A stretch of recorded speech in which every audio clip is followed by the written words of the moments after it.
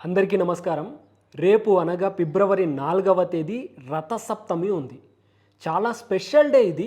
ఎవరెవరికంటే ఎవరైతే కోర్టుల చుట్టూ తిరుగుతున్నారో వాళ్ళకి, అలాగే పోలీసుల దగ్గర నుంచి ఇబ్బందులు ఫేస్ చేస్తున్న వాళ్ళకి, ముఖ్యంగా ప్రభుత్వం అధికారం చేతిలో ఉన్నటువంటి ప్రభుత్వం వలన ఇబ్బందులు పడుతున్న వాళ్ళు, అలాగే అతి ముఖ్యంగా ఇంట్లో తండ్రి కొడుకులకి పడనటువంటి వాళ్ళు రథసప్తమి రోజు అనగా రేపు సముద్ర స్నానం చేసి సూర్యుడికి 2 దోసిళ్లతో ఇలా నీళ్లు తీసుకొని తర్పణం వదలడం వలన ఈ సమస్యలన్నింటి నుంచి మీరు బయటపడిపోతారు.